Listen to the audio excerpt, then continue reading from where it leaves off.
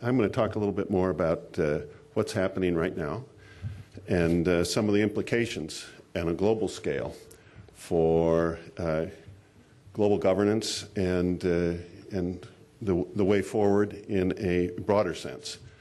But I guess I will begin by noting that I work for an institution now headed by a former French politician, and beware, Dominique Strauss-Kahn, and I'll tell him that we better tread carefully because George thinks we're trying to take over the U.S. economy and tell him what to do.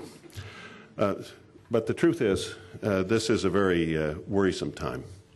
Global economic prospects certainly have deteriorated very sharply in recent months, and the sense is a financial crisis has spread globally in its depth and is increasingly and more recently has clearly engulfed emerging economies. And this is particularly worrisome in the context that only months ago, or certainly some quarters ago, that prospects for a relatively quick rebound in global growth were based on the notion that the emerging economies that have been the fastest growing part of the globe were going to be an important fulcrum for regenerating global expansion. But most recently, we can see that they are being hit two ways. One, they're being hit directly by the financial crisis that is putting a sudden stop to the capital flows that have been an important element in producing investment and structural improvement in these economies. And at the same time, their export markets are weakening as growth in the advanced economies growth is turning negative. As a result, this is a moment in which it's important to pay close attention to the evolution of the global economy and the institutions available to try to ameliorate and eventually turn around the near-term outlook. And then we need to think about global governance and how we can make the global economy work better in the future.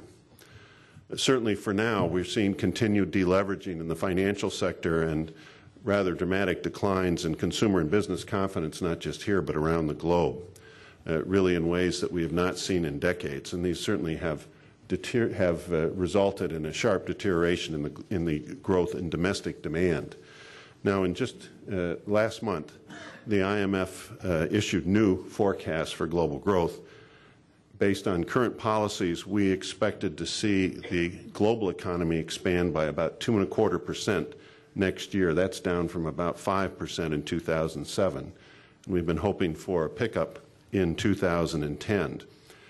Importantly, already the major advanced economies are in recession, and activity in the advanced economies is expected to contract modestly on an annual basis in 2009.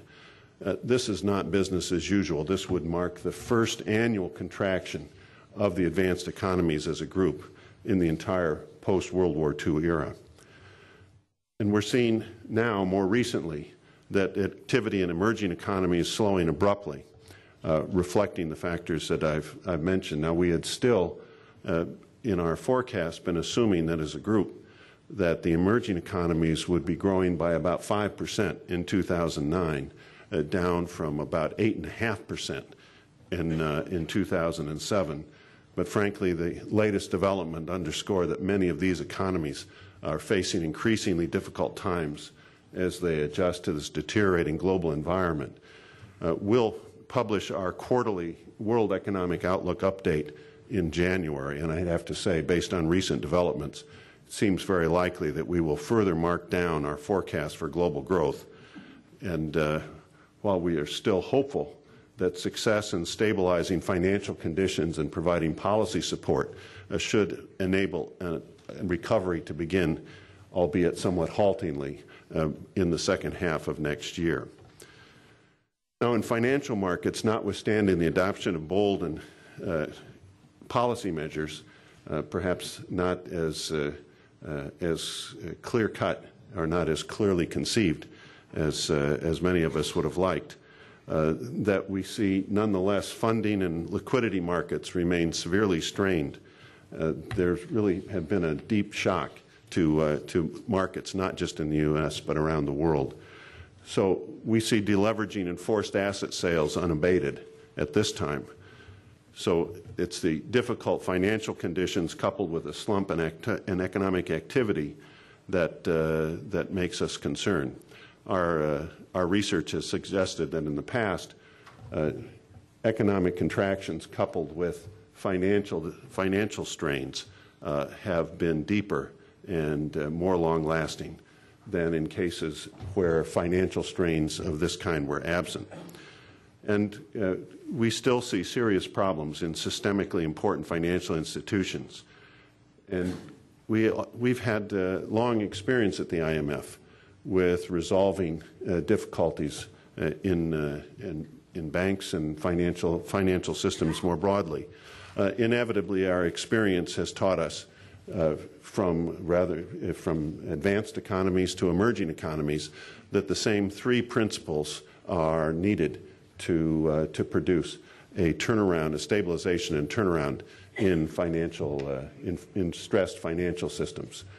First and foremost, there needs to be policy action to make sure that liquidity is not impaired. Secondly, it is necessary that distressed assets eventually be removed from the balance sheet of damaged institutions if confidence is to be restored. And finally, recapitalization inevitably proves necessary to finally set the financial systems back on track. Now, let me try to draw the distinction. Hopefully that's done in a way that doesn't, or to be successful, that needs to be done in a way that doesn't violate what George was telling us, to avoid a bailout mentality. What the principle that he remarked on was accountability, namely those that made errors in judgment need to bear responsibility for those errors.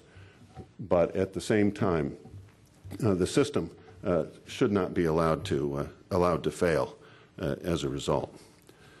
So a comprehensive approach is needed to deal with the financial sectors in general, not just in the U.S., but around the world. To do that successfully, it seems to us that a full range of macroeconomic policies are needed to sustain demand.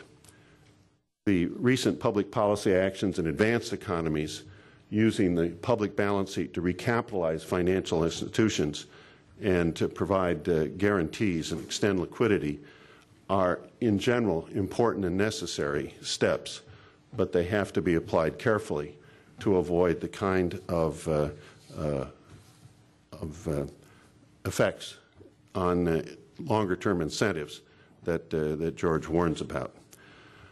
But so far, the measures that have been taken in financial systems, not just here but around the world, have been necessary but not sufficient to halt the slide in output.